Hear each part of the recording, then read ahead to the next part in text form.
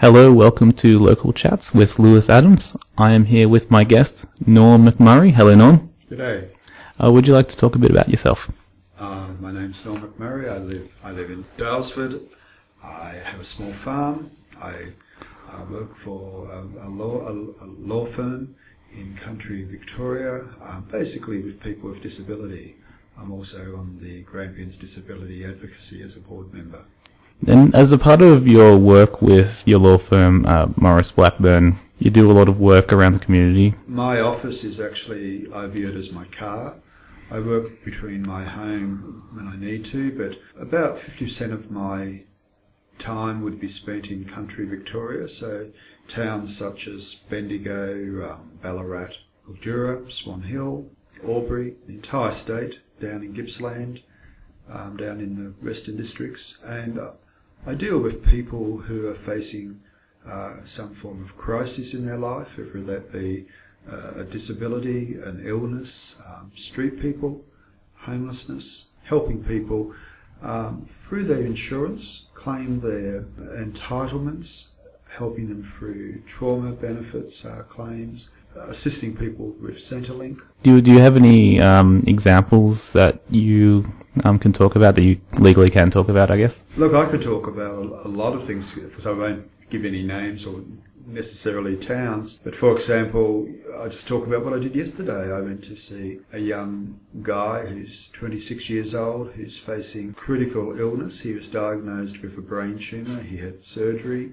He is homeless, living with, at the moment, with his father, who he's estranged from, diagnosed with a tumour, and multiple tumours have been found, and his life expectancy is very short. He is struggling to survive on a disability support pension. He has entitlements under his super, which he had no realisation that he was entitled to make it. Basically what he's going to claim, his entitlement, is through his death benefit, through his superannuation, and it's a lump sum of money which is a capital item. From the Centrelink point of view, it will not affect his Centrelink benefit. He's on a DSP, which is around about $880 per fortnight.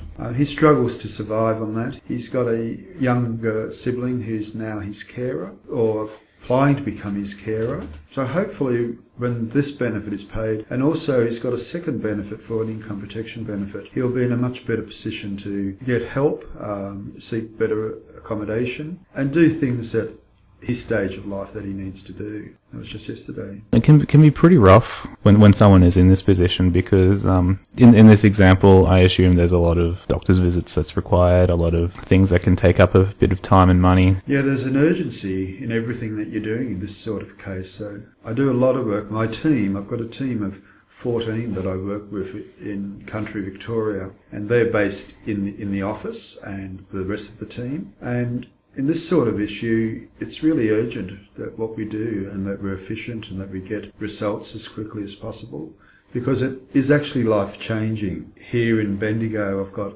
any number of clients who have suffered injuries or illnesses, and some of them have been homeless, they've been couch surfing, they've been living in rough accommodation. A young man that I saw a few months ago, 6 months ago, has actually couch surf through about 8 different country towns across this part of Victoria. So life is pretty tough. He's just recently been accepted for a benefit. It's $35,000, but for him, that's an enormous change to his choice in life, and it will not affect his Centrelink benefit. So he's got many more choices. He's now living in stable accommodation. He's getting mental health care, which is really important for him. He's under the care of the services. So his life has actually turned around, and that was only in the last couple of days that claim has been accepted. You mentioned you have a few clients who are homeless. How do they normally get in touch with you? Do they seek you out, or are you referred? Usually they don't seek us out. A lot of people, particularly in country Victoria, have no clue of their entitlements, and so it's usually through a doctor, a psychologist, a financial counsellor, a social worker, a friend, somebody else who's... Some of the charities are very good. Here in Bendigo, I do a lot of work with a number of the charities around, St Luke's, for example, Kangaroo Community Health is another example. Through them it might be through social workers or financial counsellors or others. And a lot of the work that I pick up is through hearsay, people referring, people hearing stories, and also through the advertising that we do within the community, whether it be radio, TV or local paper or the internet. You don't actually seek fees, do you? How's it funded? Unfortunately, look, this isn't funded through the government, whether it be state or federal, and certainly at a federal level the funding, it's a major crisis at the moment, and the fear of funding cuts and agencies being disbanded. We do work on what they call in the legal profession a no-win, no-fee basis. Yep. That means unless we're successful, we do not charge a fee. Alternative to that, the view is if we're successful, we charge a fee. And we do a lot of pro bono work. We do a lot of work where we do chasing up information, just sussing out and seeing if there is a benefit for a person, or sorting it out and figuring it out. And then it's up to the client to decide if they want to go ahead and instruct us to represent them. And there's certainly advantages in that. Last week, 10 days ago, I saw a guy who was in his 50s who tried to do his own terminal illness claim he had a massive chest infection and was needing a lung transplant, double lung transplant. And in doing his own claim, his claim was actually rejected. And now he's had a lung transplant. The issue is, does he qualify or not? And probably not. The benefit, if it had been paid to him, was a very significant amount of money, and it would have been paid as a tax-free benefit. There are some people that would probably want to take a bit of an easier line of work, or I imagine your line of work is fairly difficult. What drives you to help? I've always worked in the health sector long before. Yep. I'm not a lawyer by trade. I do work for a law firm, but prior to this I worked in the medical sector, health sector, in emergency theatre, in managing doctor surgeries, in the superannuation industry. And I've been working in this industry now for 14 years. So I suppose it's a bit in my DNA, and seeing the real benefit to people's lives, I suppose, is what drives me. As a firm, we bring enormous benefit to people who face crises in their life, and I just know from the thousands of clients I've seen over the last 14 years, the crisis, you only need one plate to fall off the wall, and families are put into disarray.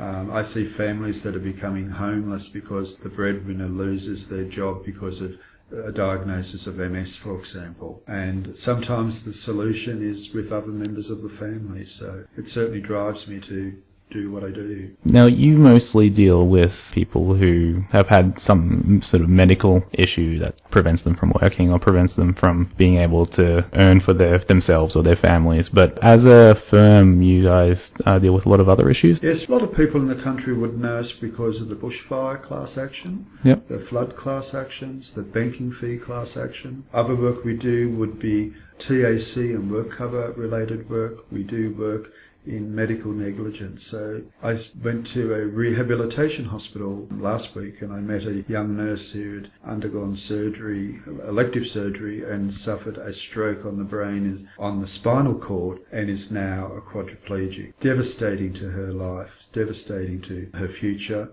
It's a non-compensable claim, and her only recourse to getting any form of financial assistance is to look at the possibility of a medical negligence claim. And that claim will be against the hospital, not against the particular doctor.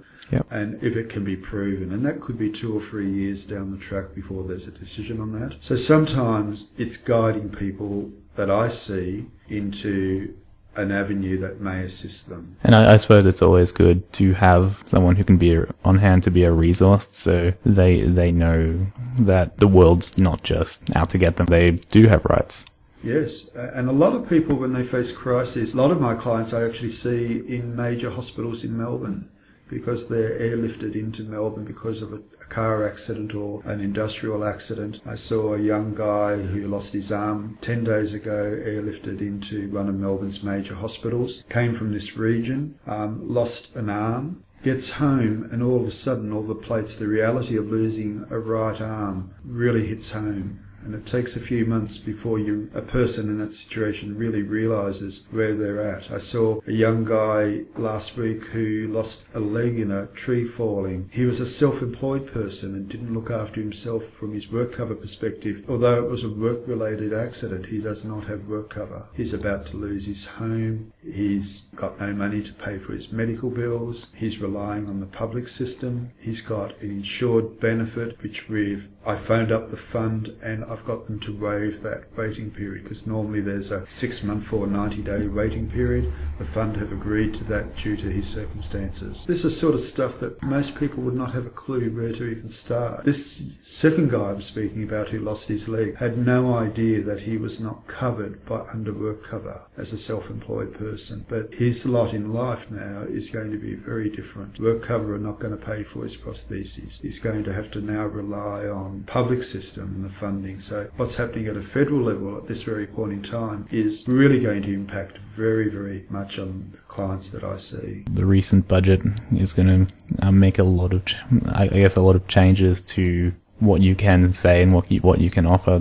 Have you put much thought to the kind of changes that will be affecting your work? My view is that because there's cutbacks within the community sector in areas that provide support, that at the moment that there's a great deal of stress on those people providing that service, that I think from a positive at this point in time, the work that I can do can step in and help people in those situations. I'm very concerned about the government's actions, about what they're planning to do with people who are already, young people particularly, on a disability support pension, older people who it's assumed that they will continue to work until 67 and the proposal is now 70. That's all very fine for people like myself who have basically a job in my car, an office type job. Yet people who work as a labourer or building industry or truck driving, nurses who are working in hospitals, trauma units, nursing homes. A lot of these people working through to 70 is just not going to happen. And it scares me that politicians make these decisions and they're not really living in the real world.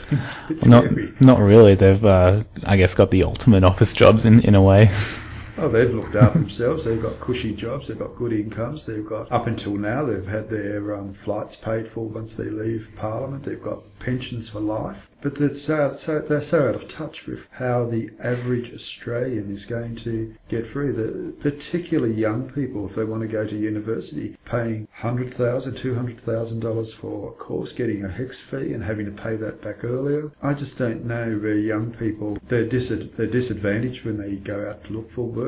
Country towns are dying. I see country towns across Victoria that are losing. The populations are bleeding. They're leaving town. Employment is becoming harder to obtain.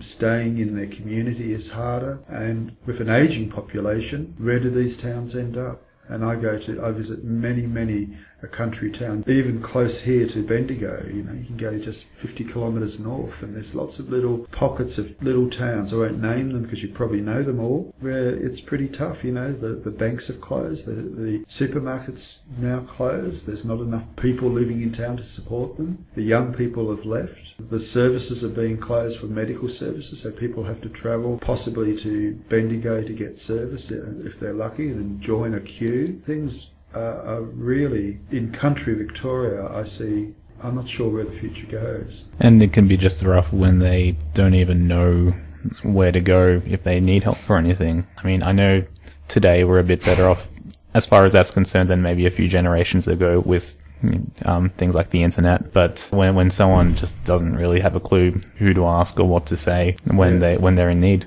And the assumption that, people who have got the access to the internet, there's many country towns and many areas close to here where the mobile phone doesn't work, at home. There's no coverage, yeah. There's no coverage for internet. You lose your job and you can't pay all your bills. So one of the first bills that might go will be your access to the internet. You can't pay that phone bill. So the assumption's that when you hit a crisis in your life, a lot of things change overnight.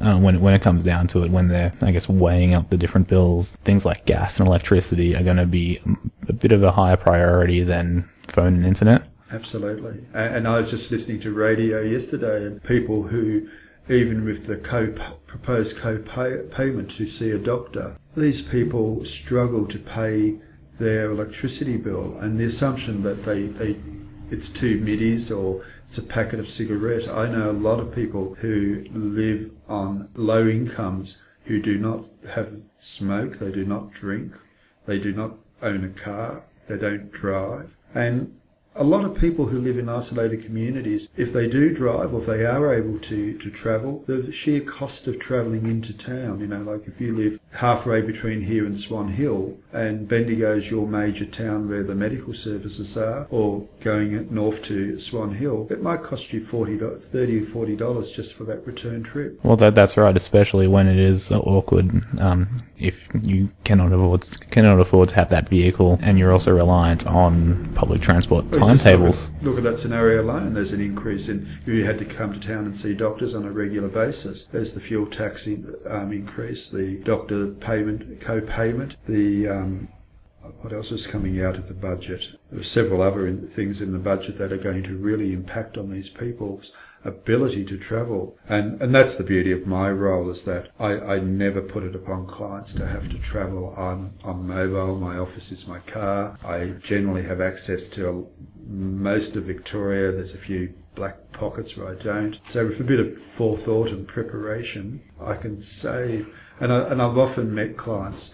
I met clients even just out at Heathcote who living with disability, really struggling to pay the bills, and they were just quite amazed that I actually came to their home to see them, that they didn't even have to drive into town to see me, because even that short trip of 10-kilometre return trip, they have to think about it. Can they afford that fuel? Can be a very large exercise. Something I found on the Maurice Blackburn website in preparation for this interview, there was a sentence that struck out to me, and I'm just going to repeat it here. We believe legal action that supports social justice contributes to a better society. Now, I like that sentence. If you work in this sort of industry, that's exactly what motivates you. One of our current lines is we fight back, we fight fair. I take the attitude that I'm very scathing about what I'm told from bureaucrats and from insurance companies.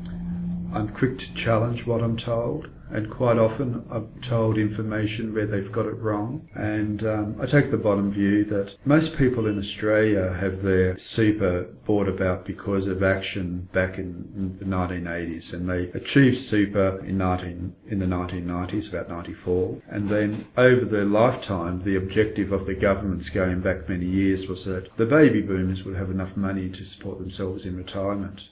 The harsh reality is that we've never put enough money aside in our lifetime to achieve that, because they did research studies back in the 1970s where they proved that you'd have to put aside something like 18% of your income for 40 years to survive in a reasonable position by the time you retired. At the moment, we're to 9%. They're talking about 9.25%. So we're only halfway there. The other thing that came about when they brought about super was they brought about insurance, because most Australians up until the 1990s had no nest egg of retirement, and they had no form of insurance if something happened to them, ever be a diagnosis of illness, or they were injured at work, or whatever it might be. And a really big sector that really fall through the loophole, through the cracks here, are people with mental health issues. Many years ago, a lot of the established mental health facilities were closed. A lot of those people have ended up on the street. And I know here in Bendigo, there's a lot of people who face mental health issues who really struggle. So I think those slogans, they're designed to help people question. And the people that I target are those who are managing their own lives, because often it's your best mate, your friend, your neighbour, people that you meet in the street, that if you've got the information, if you share it, you can help out their lives. So yes, absolutely. That's what motivates the firm. That's what motivates me. This has been another episode of Local Chats with Lewis Adams special guest Norman McMurray. If anyone who is listening decides that they might need your help, do you have any contact information? Yes, so look, we do have a 1-800 number, which is 1-800-810 812. That'll get you through to a hotline which you might be able to ask some questions. But my email address is nmcmurray@mauriceblackburn.com.au. All of this contact information will be posted for the people who are on the website, thenewlocal.net. Scroll down a little bit and they'll be able to see all of this contact information that Norm is saying right now. Thank you for coming in. It's been a pleasure having you here. Thanks millions. Of course, you can go to www.thenewlocal.net unless you're already listening to it from that website, and you'll be able to find this podcast. You'll be able to find episodes of my other podcast, Bendigo Decides, where Tom O'Callaghan and I talk about the state election, and there'll be a few articles. You can follow The New Local on Twitter, @TheNewLocal, or you can send me an email, thenewlocal@gmail.com. Thank you for listening. This has been Local Chats.